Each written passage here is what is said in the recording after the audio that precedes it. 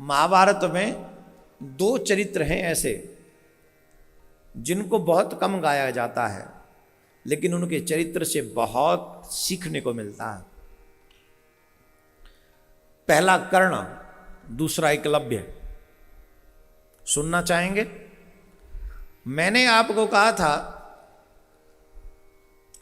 कई लोग विपत्तियों में घिरकर, मुसीबतों में घिरकर नास्तिक बन जाते हैं। कई लोग ऐसे बन जाते हैं कि धर्म ही परिवर्तन कर लेते हैं। ध्यान देने योग्य बात है। जो लोग कहते हैं कि मैं नास्तिक होता जा रहा हूं, क्यों? कि भगवान हमारी मदद ही नहीं करता। भगवान है कहां? है तो उसे हमारा दुख नहीं दिखता। तो आज मैं उसी प्रसंग को आपको बताना चाहता हूं। जब पता चला कि कर्ण, महाभारत का युद्ध होगा, तो महाभारत का युद्ध जब निश्चित होगा तो भगवान श्री कृष्ण ने सोचा एक योद्धा कौरवों की तरफ ऐसा है जिसे अगर पांडवों की तरफ ले लिया जाए तो पांडवों की विजय आज ही सुनिश्चित हो जाएगी। आज ही वो योद्धा आ जाए तो, और उस योद्धा का नाम था कर्ण। किसी और पर न ये जिम्मेदारी छोड़कर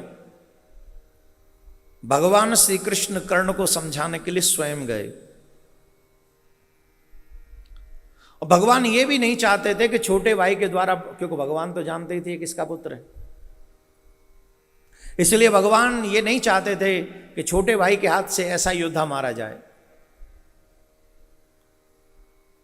उससे बचने के लिए भी भगवान श्री कृष्ण कर्ण के पास में गए और कर्ण से कहा, कर्ण बहुत आदर करता था भगवान का, बहुत आदर करता था श्री कृष्ण का। तो कर्ण ने भगवान श्याम सुंदर को देखा, प्रणाम किया, आदर किया और कहा, हे माधव बताओ मैं आपकी क्या सेवा कर सकता हूं। भगवान श्याम सुंदर ने कहा, कर्ण ये बात सुनिश्चित हो चुकी है कि युद्ध होगा, और मैं ये नहीं चाहता हूं कि तुम युद्ध अधर्म की पक्ष की ओर से करो। ये जगत जानता है कि दुर्योधन अधर्म के साथ युद्ध कर रहा है और पांडव धर्म के साथ युद्ध कर रहे हैं। पांडवों के साथ धर्म है, कौरवों के साथ अधर्म है। तुम जैसे महान योद्धा को अधर्म का साथ नहीं देना चाहिए। तुम जैसे योद्धा को, महारथी को धर्म का साथ देना चाहिए। कर्ण ने कहा, माधव आप मेरे यहां पधारे, आपका स्वागत है, परंतु एक बात बताइए, मुझे इस समाज ने दिया क्या है? जिस दुर्योधन को आप कह रहे हैं वो अधर्मी है, सच कहूं तो आज मेरे पास जो भी कुछ है वो दुर्योधन का ही दिया हुआ है। ये जो मान है, ये सम्मान है, ये जो राज्य है, मुझे सिर्फ दुर्योधन ने दिया है। कृष्ण मैं जानता हूं मैं राधेय नहीं हूं, लोग मुझे राधेय कहते हैं, पर मैं ये जानता हूं कि मेरा जन्म भी किसी क्षत्राणी के गर्भ से हुआ है। ये कर्ण की वेदना, ये कर्ण का दुख। मैं ये जानता हूं कि मेरा जन्म भी किसी क्षत्राणी के गर्भ से हुआ है। मैं सूत पुत्र नहीं हूं, लेकिन मुझ जैसे बालक को जन्म लेते ही किसी मां ने त्याग दिया, तो इसमें मेरा दोष है? मेरा क्या दोष है? मेरा क्या दोष है? वो तो उस मां का दोष है जिसने मुझे जन्म दिया। मुझे जन्म ही क्यों दिया? और जन्म दिया तो मुझे त्याग क्यों दिया? इसमें मेरा क्या दोष है? मेरा कोई दोष नहीं। फिर भी उस दोष को मैं ढो रहा हूं। मुझे सूत पुत्र कहा जाता है, इसमें मेरा कोई कसूर नहीं। मैं द्रोणाचार्य के पास में गया, मैंने कहा मैं आपसे शिक्षा धनुष विद्या सीखना चाहता हूं। तो उन्होंने कहा तुम सूत पुत्र हो, मैं तुम्हें शिक्षा नहीं दे सकता, क्योंकि मैंने सिर्फ क्षत्रियों को धनुष विद्या सिखाने का वचन लिया है। मैं ये जानता था उनका पुत्र तो ब्राह्मण पुत्र हुआ, फिर भी वो अपने पुत्र को धनुष विद्या दे रहे थे, पर मुझ पात्र को भी कुपात्र बना दिया। मुझे धनुष विद्या नहीं सिखाई। क्या ये मेरा दोष था कि मेरी माँ ने मुझे जन्म लेते ही फेंक दिया, छोड़ दिया, त्याग दिया? मुझे सूत पुत्र कहा गया। मेरे योग्य होने पर भी द्रोणाचार्य ने मुझे विद्या दान नहीं दिया, ये मेरा दोष है। इतना ही नहीं, कृष्ण मेरे गुरुदेव परशुराम भगवान, एक ने क्षत्रिय न होने की वजह से मुझे विद्या दान नहीं दिया, धनुष विद्या नहीं सिखाई, और दूसरे ने मुझे क्षत्रिय समझकर यह शाप दे दिया कि तुमने जो विद्या सीखी है ये तुम्हारे काम नहीं आएगी, तुम भूल जाओगे। एक ने क्षत्रिय न समझकर मुझे छोड़ दिया, एक ने क्षत्रिय समझकर मुझे शाप दे दिया, ये मेरा दोष है। मेरी मां ने मेरा त्याग किया, ये तो मेरा दोष नहीं। इतना ही नहीं, एक गौ चराने वाले ग्वाले ने भी मुझे इसलिए शाप दे दिया क्योंकि मैं अनजाने में मेरे बाण से उसकी गाय मर गई, तो उसने भी मुझे शाप दे दिया। मेरा दोष नहीं था, मैंने जानबूझ के कुछ नहीं किया, फिर भी मुझे शाप सहन करना पड़ा।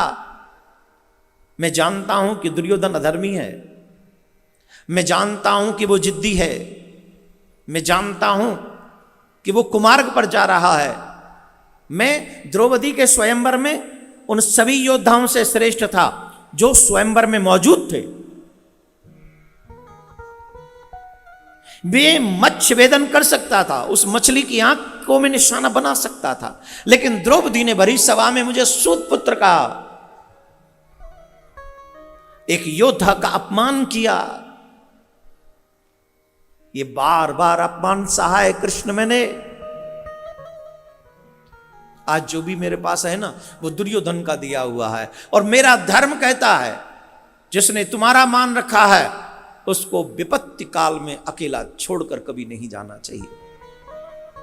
मैं अपने दुर्योधन के साथ खड़ा हूं माधव, वो मेरा मित्र है, मेरे पास जो कुछ है वो उसी का दिया हुआ है। कृष्ण मुस्कुराए, सुनते रहे, बीच में नहीं बोले, डिस्टर्ब नहीं किया, सिर्फ सुनते रहे, सुनते गए, सुनते गए। श्री कृष्ण ने कहा हो गया? बोले जी। बोले सुनो, इतनी सी विपत्तियों में तुम अधर्म का साथ देने के लिए तैयार हो गए? सुनो, मैं तुम्हें अपनी विपत्तियां सुनाता हूं, और सुन लो कृष्ण के चाहने वालों, थोड़ी थोड़ी बात पर माला छोड़ के भाग जाने वालों, इच्छा पूरी न होने पर मंदिर न जाने की कसम खाने वालों, सुन लो ध्यान से। श्री कृष्ण बोले कर्ण, तुमने तो यह सब जन्म के बाद सहा, जरा मेरे जीवन की भी कहानी सुनो। मेरे जीवन में तो विपत्तियां मेरे जन्म से पहले ही बाहर खड़ी थी। मेरा जन्म भी नहीं हुआ था, उससे पहले मेरी मौत मेरी प्रतीक्षा कर रही थी। मेरी मौत मेरी प्रतीक्षा कर रही थी मेरे जन्म से पहले। मेरे जन्म से पहले मेरे जितने भी भाई हुए उन सबको मार दिया गया था, किसी और के हाथों से नहीं, मेरे मामा के हाथों से मार दिया गया था मेरे जन्म से पहले। क्या कहोगे कर्ण उस बात को? जिस दिन मेरा जन्म हुआ उसी रात को मुझे जन्म देने वाली मां अपने पिता का त्याग करना पड़ा था। उसी दिन त्याग करना पड़ा मुझे, जिस दिन मेरा जन्म हुआ। थोड़ा सा बड़ा हुआ मुझे विष पिलाने के लिए पूतना पहुंच गई, आग में जलाने की कोशिश की गई, मुझे आग में जलाने की कोशिश, बार बार अनेकों राक्षसों के द्वारा मुझे मरवाने की कोशिश की गई। तुम्हारा बचपन तो शस्त्र विद्या में सीखा, तुम्हारा बचपन शस्त्र विद्या सीखते हुए निकला, लेकिन मेरा पूरा बचपन गौएं चराते हुए बीता। तुम्हें प्राप्त हुई शस्त्र विद्या, मेरी तो गुरुकुलम की विद्या ही 16 वर्ष की अवस्था में प्रारंभ हुई है।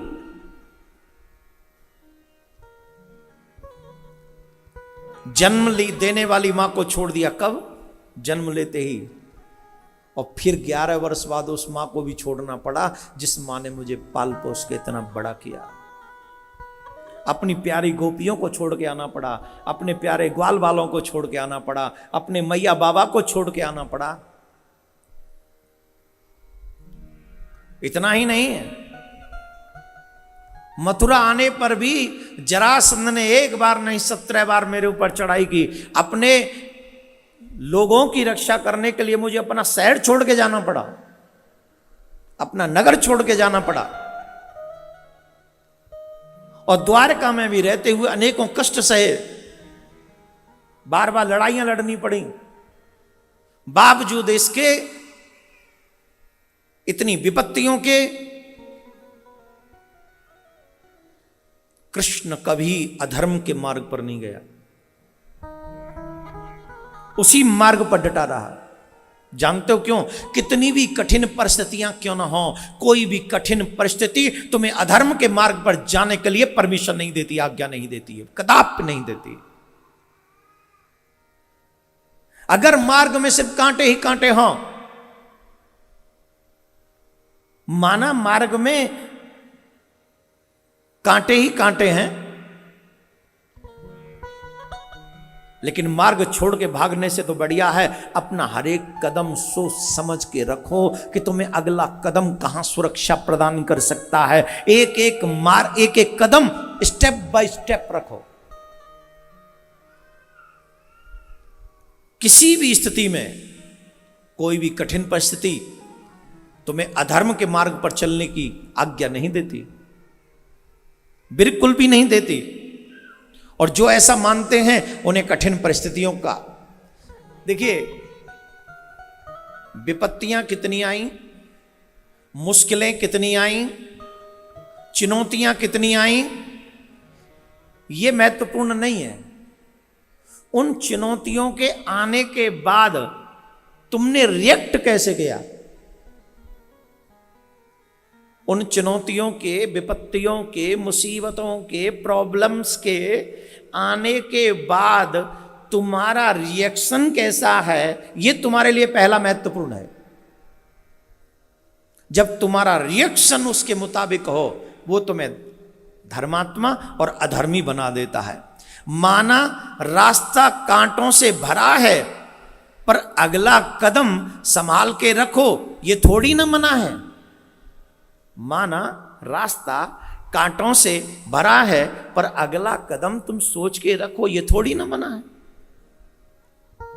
चुनौतियां, दुख, मुसीबत, परेशानियों से घबराकर जो व्यक्ति कुमार्ग पर चला जाता है, वो एक जन्म नहीं अनेकों जन्मों को बर्बाद कर लेता है। मनुष्य जीवन ही ऐसा है जिसमें हर एक कष्ट को सहते हुए भी जो धर्म के मार्ग पर चलता रहता है, वही मेरे गोविंद को प्राप्त कर पाता है।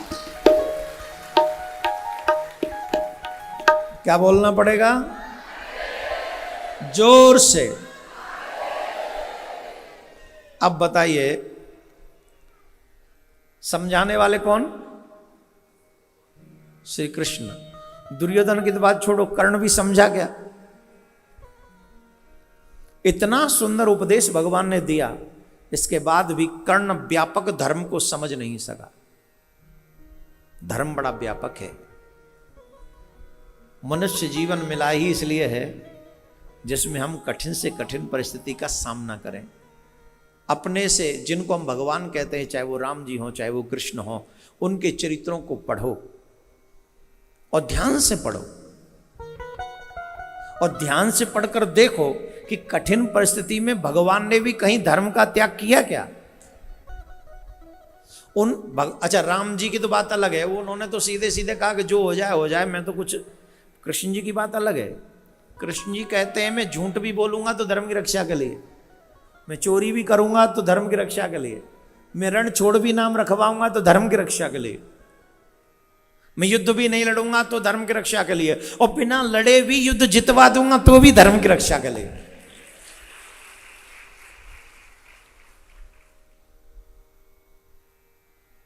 यदा यदा हि धर्मस्य ग्लानिर्भवति भारतः अभ्युत्थानम् अधर्मस्य तदात्मानं सृजाम्यहम् परित्राणाय साधूनां विनाशाय च दुष्कृतां धर्म संस्थापनार्थाय संभवामि युगे।